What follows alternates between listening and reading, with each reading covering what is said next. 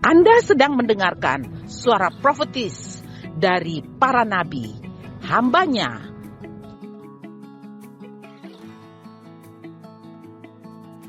Dengarkanlah dan lakukanlah perintah Tuhan melalui para nabi, maka engkau akan berhasil. Selamat mendengarkan. Lebih besar dari masalah apapun yang kami temui di masa muda kami, Engkau terlampau besar Tuhan. Engkau mengatasi segala-galanya dalam hidup kami. Kami bersyukur kami punya Yesus yang sangat luar biasa, mengasihi dan mencintai kami, bahkan menyerahkan hidupnya untuk kami. Terima kasih Roh Kudus. Teach us today, ngajar kami siang ini, biar kami semakin mengenal Engkau lebih dekat lagi dalam hidup kami. Terpujilah ya Tuhan, terpujilah nama-Mu. Urapi hamba-Mu untuk boleh sampaikan kebenaran-Mu siang ini Roh Kudus. Biar ku sampaikan kebenaran dalam takut akan Tuhan. Dan biar kebenaran ini terimpartasi seluruh hidup kami. Bukan hamba, tapi firman-Mu yang hidup, yang sanggup mengubahkan setiap hati yang mendengarnya. Terpujilah ya Roh Kudus, terpujilah nama-Mu. Dalam nama Tuhan Yesus kami berdoa. Haleluya. Amin. Oke. Sebelum duduk boleh bilang di kiri kanan, kamu orang yang luar biasa. Ya. Thank you tim praise and worship.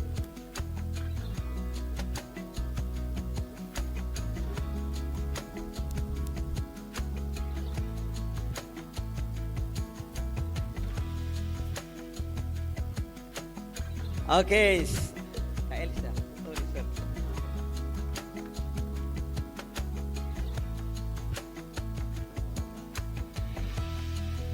Iya, oke. Salam sekali lagi. Hey, anybody home? Shalom. Kurang kedengaran. Sekali lagi, shalom.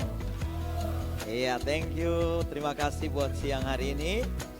Kita masih dalam suasana Paskah, tentunya mengenang sebuah pengorbanan Kristus yang luar biasa. Karena itu teman-teman di Yes kasih tema kita sepanjang bulan ini about sacrifice. You know about sacrifice?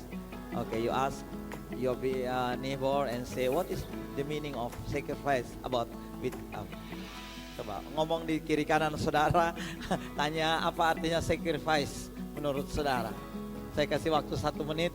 Sudah discuss? Kalau itu orang di sebelah saudara diam-diam cubit dia sedikit kok supaya dia kaget. Bila hey lu kok diam sana? Be takut be duduk di sebelah.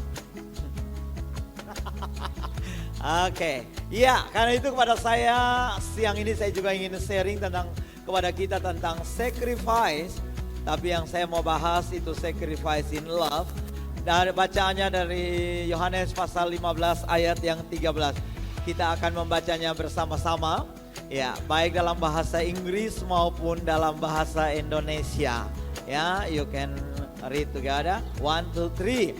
There is no greater love than to lay down one's life for one's friends. Ya, sama-sama bahasa Indonesianya 2, 3. Tidak ada kasih yang lebih besar daripada kasih seorang yang menyerahkan nyawanya untuk kekasihnya. Yang punya kekasih banting kaki. Haleluya. Ya dong, yang punya. Dikatakan tidak ada kasih yang lebih besar daripada kasih seorang yang memberikan nyawanya untuk sahabat-sahabatnya. Saya dan saudara adalah sahabatnya Tuhan Yesus. Yang percaya katakan.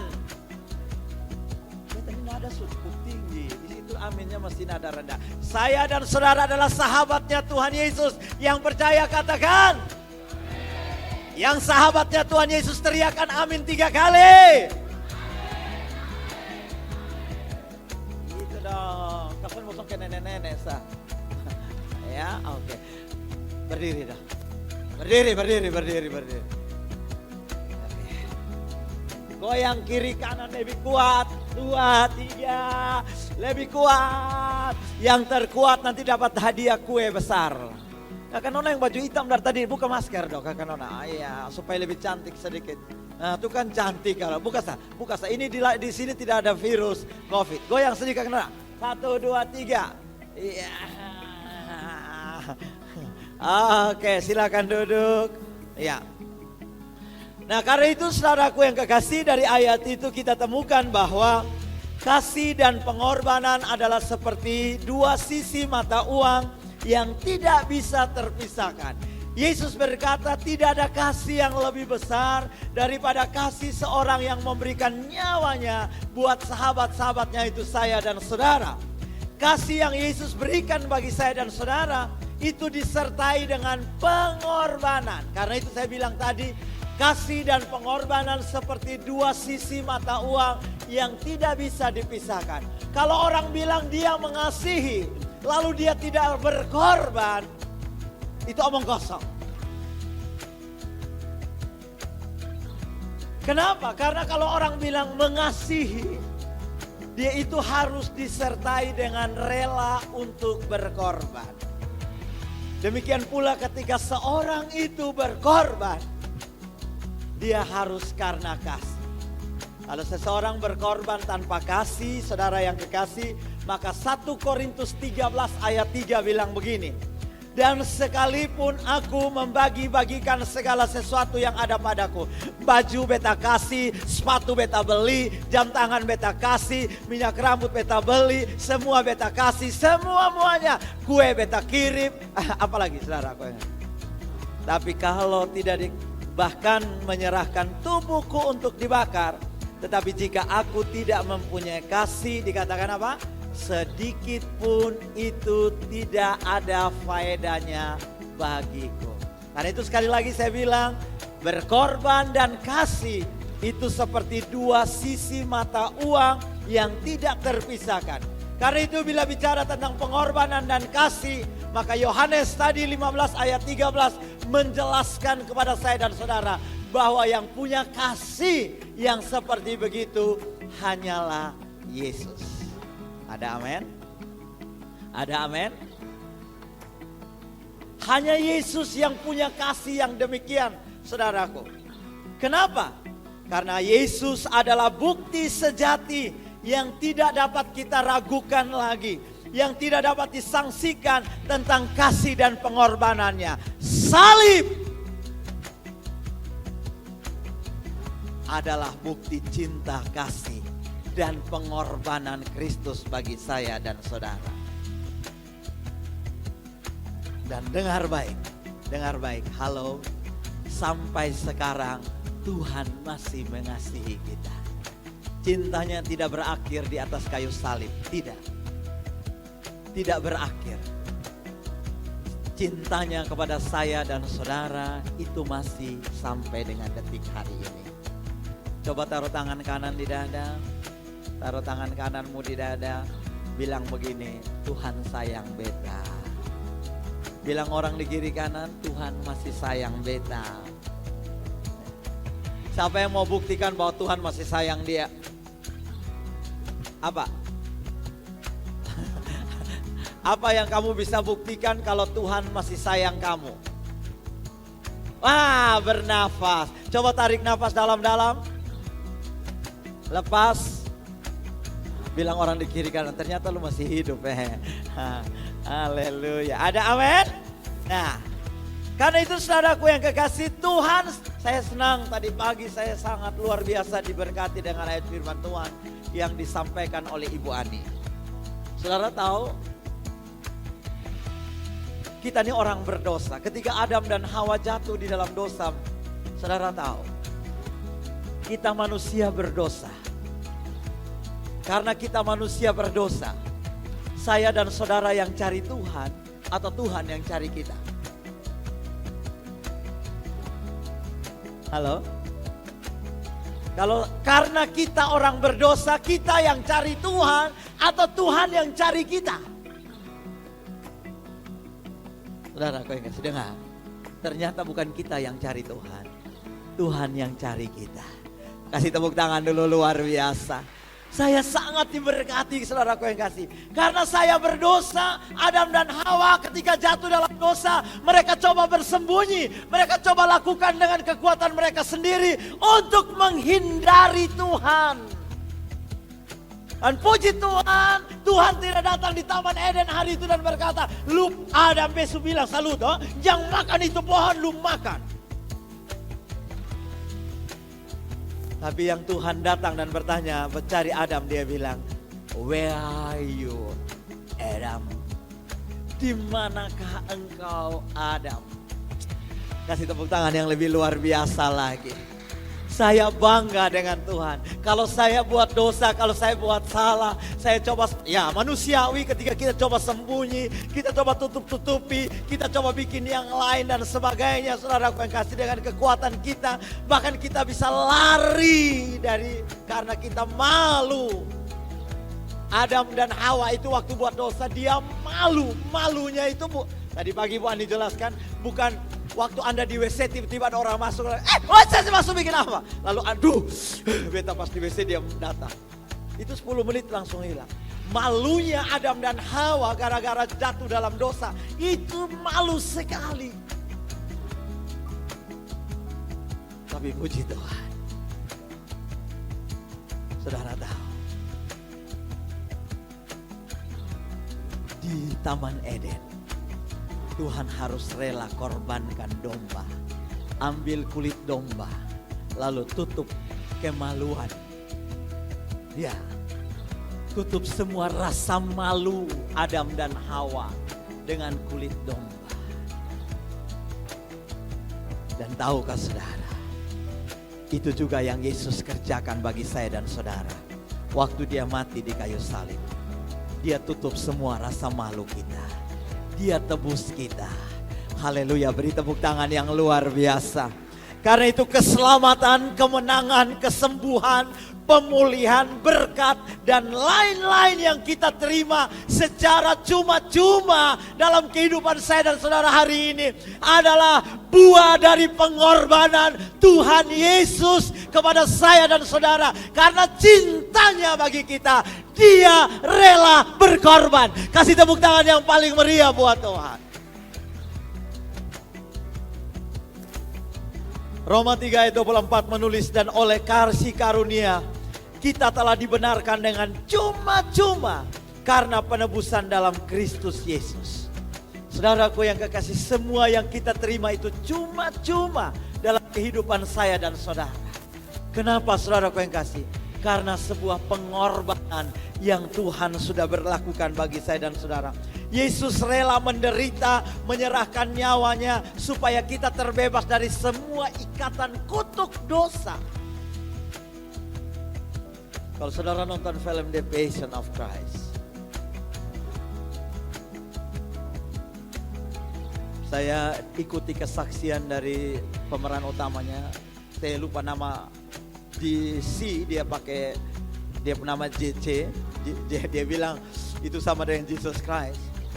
Dia alami sungguh-sungguh bagaimana. Dia tanya Tuhan.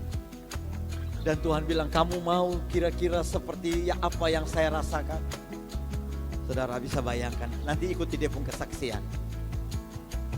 Dia cerita bagaimana dia memerankan peran Tuhan Yesus di film Passion of the Christ itu. Film The Passion itu. Itu luar biasa. Betapa penderitaan yang tidak dimiliki. Bahkan ketika dia sedang tergantung di atas kayu salib. Pada waktu itu petir, itu betul-betul terjadi petir itu. Itu bukan petir buatan skenario dari koreo film. Itu petir benar-benar terjadi. Dan dia rasa antara hidup dan mati dia tergantung di kayu salib. Saudaraku yang kekasih, kalau engkau ikuti pengorbanan Kristus dalam hidupmu, saya mau pastikan bahwa kekristenanmu bukan karena ikut-ikutan. Engkau cinta Tuhan bukan karena bukan. Tapi karena engkau benar-benar mengalami perjumpaan dengan Yesus. Mengalami apa yang Yesus sudah kerjakan bagi saya dan saudara.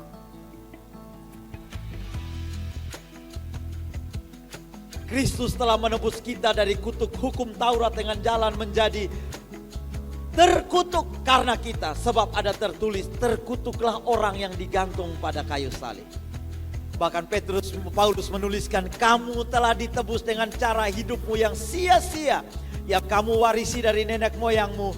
Itu bukan dengan barang yang fana, bukan pula dengan perak atau emas, melainkan dengan darah yang mahal, yaitu darah Kristus yang sama seperti darah anak domba yang tak bernoda dan tak bercacat. Lihat, darah Yesus berikan buat saya dan saudara, nyawanya, dan itu tidak bisa dibayar dengan apapun. Yang setuju dengan saya katakan amin. Saya berdoa supaya saudara memahami ini. Ini tidak sekedar knowledge di otak saudara, tetapi masuk ke dalam roh dan jiwa saudara, menguasai hati dan pikiran saudara, bahwa betapa yang Yesus korbankan buat saya pribadi, itu tidak dapat saya bayar dengan apapun. Dengar, pelayananmu main musik di gereja tidak bisa bayar darah Yesus. Waktu yang engkau korbankan untuk melayani pekerjaan Tuhan sekalipun, dengar, tidak bisa bayar darah Yesus. Never, never, never. Karena itu jangan pernah pukul dada dan berkata, beta sebuat banyak bagi Tuhan.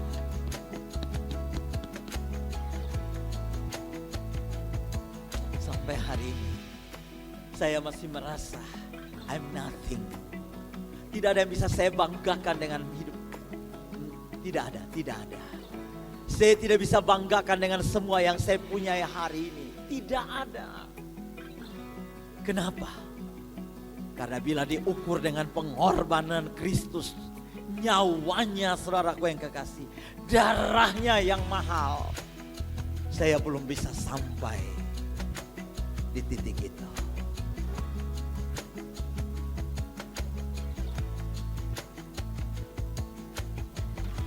Karena itu tidak ada alasan bagi saya dan saudara. Halo anak-anak remaja, halo anak-anak yes, hear me please. Tidak ada alasan bagi kita untuk tidak membalas semua kasih dan pengorbanan Kristus. Tidak ada alasan. Kalau saudara masih ukur Tuhan dengan semua yang saudara bisa berikan dan punya bagi Tuhan, di hadapan Tuhan minta maaf.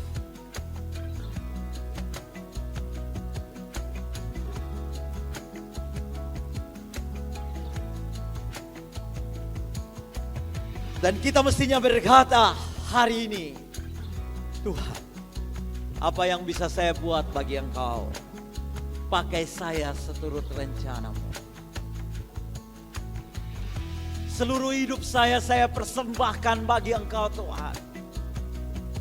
Semua hak-hak saya tadi pagi sangat diberkati dengan pernyataan itu. Konsekuensi akibat dari ketika saya berkata, saya hamba-Mu Tuhan, jadilah padaku menurut perkataanmu.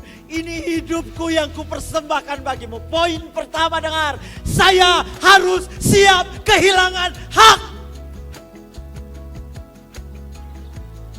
Saya duduk di sana, saya menangis. Kenapa? Karena ternyata saya masih bisa marah kalau orang ngomongin saya. Saya masih bisa dendam, sakit hati, kecewa. Berarti saya belum bisa serahkan hak saya dibandingkan dengan Tuhan. Saya masih bisa protes dengan situasi, dengan keadaan. Saya protes, kenapa begini Tuhan.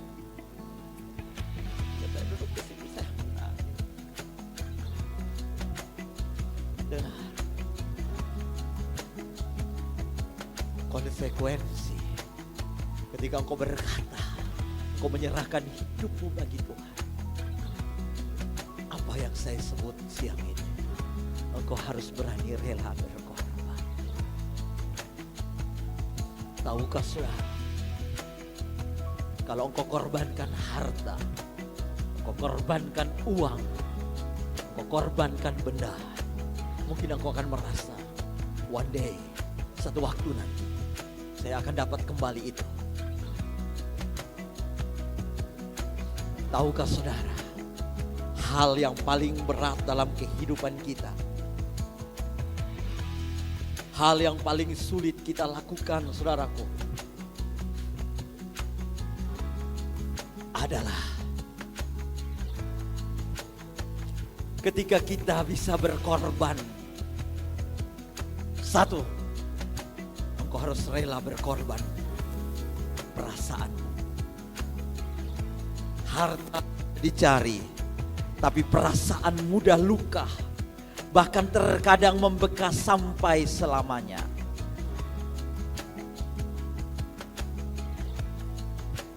Engkau harus rela berkorban ketika ada orang yang menyakiti engkau. Engkau harus rela ini bicara soal perasaan. Karena itu ketika duduk di sana saya bilang tadi, saya belum berani, saya belum bisa kehilangan hak, saya belum bisa bilang saya sudah rela berkorban. Ketika perasaan saya tersentuh, saya masih marah, saya masih bisa kecewa, saya masih bisa sakit hati. Apalagi ketika saya disuruh memilih salah satu di antara dua. Yang salah satu itu harus saya korbankan. Ataukah ketika saya dihadapkan pada hal yang saya kasihi dan itu harus saya lepaskan. Yang saya sayang-sayangi. Dan itu harus saya lepaskan. Dengar, itu yang namanya berkorban. Kalau engkau belum bisa, engkau masih sayang-sayang yang satu itu. Engkau masih bisa pegang erat-erat. Mungkin cita-citamu, mungkin mimpimu. Minta maaf, mungkin masa depanmu. Yang kau bilang, Tuhan masa depanku sungguh ada, harapanku tidak hilang. Tapi gara-gara itu engkau masih sayang-sayang. Saya mau bilang, engkau belum rela berkorban.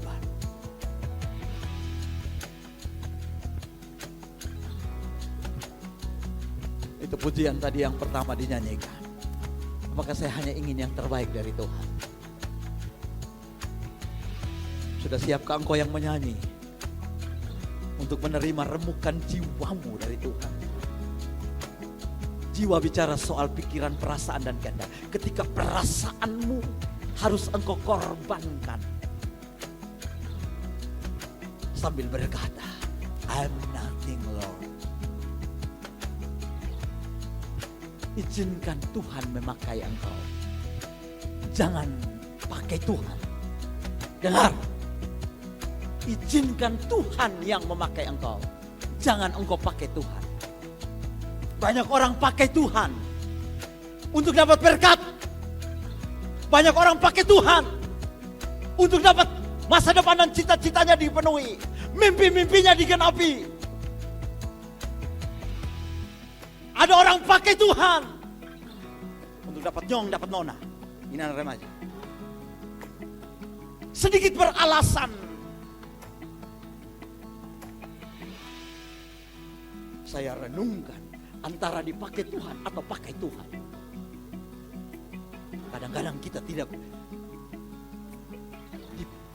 mau dipakai Tuhan. Tapi kita mau pakai Tuhan. Tahukah saudara, kalau saudara mau dipakai Tuhan, Yesus berkata,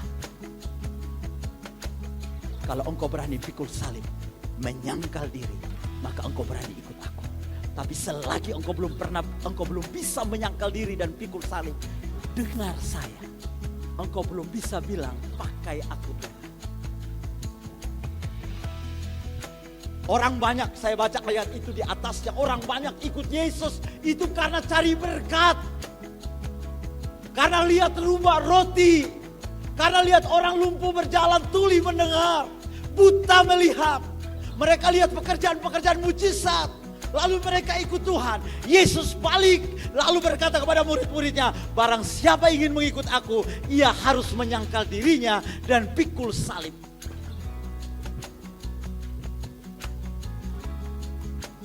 Dengar, suara seperti ini jarang kita dengar. Yang kita dengar, kalau engkau ikut Tuhan, engkau akan diberkati. Kalau engkau ikut Tuhan, engkau akan dipenuhi segala. Dengar, Injil yang sesungguhnya. Saya tidak bilang itu salah. Itu bonus dari ketika engkau menyangkal diri, pikul salib, ikut Tuhan sungguh-sungguh. Dengar, engkau pasti diberkati, engkau pasti dicukupkan, engkau akan dibawa. Tapi dengar, syarat utama untuk mulai iring Yesus dalam hidupmu adalah menyangkal diri, pikul salib, rela berkorban.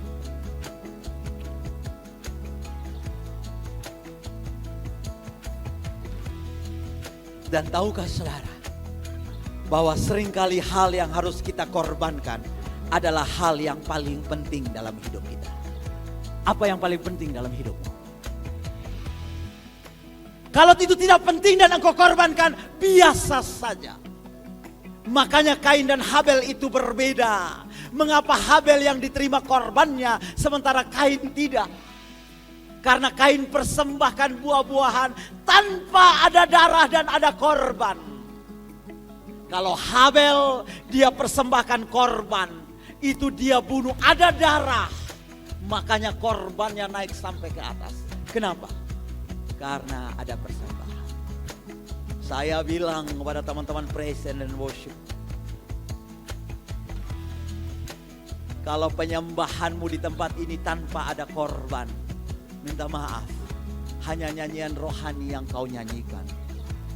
Tapi kalau ada korban berdarah-darah, korban waktu, korban tenaga, korban pikiran, korban perasaan.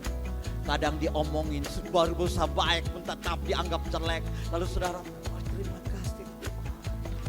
Dan saudara janji di rumah beta akan lebih baik, Pak. Itu korban. Tapi kalau saudara marah, beta subuat live, minggu depan besok akan melayani. Minta maaf, itu bukan korban. Dan dengar sekali lagi saya bilang, korban adalah hal yang paling penting dalam hidupmu.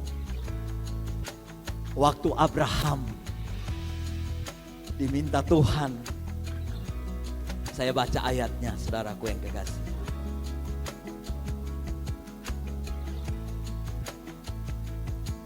Maaf saya lupa tulis di sana.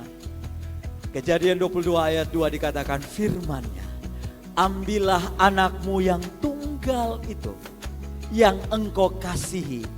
Saya garis bawahi kata, ambillah anakmu yang tunggal itu jasmani. Lalu yang engkau kasihi, bicara soal perasaan. Betul?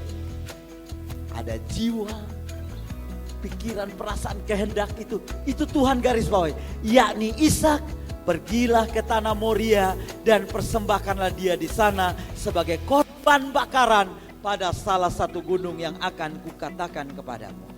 Saudara yang kekasih dalam Yesus Kristus Tuhan, lihat bagaimana Tuhan berurusan dengan Abraham. Sesuatu yang sangat penting dalam hidup Abraham. Putra tunggal dan anak yang kau kasihi. Apa yang menjadi penting dalam hidup saudara? Kuliah saudara-saudara rasa itu terlalu penting? Tuhan bilang korbankan kuliahmu di hadapan Tuhan. Apalagi pekerjaanmu engkau rasa itu terlalu penting? Korbankan dia. Saya tidak tahu bagian mana yang engkau sedang, yang paling penting dalam, yang engkau rasa itu segala-galanya tanpa dia.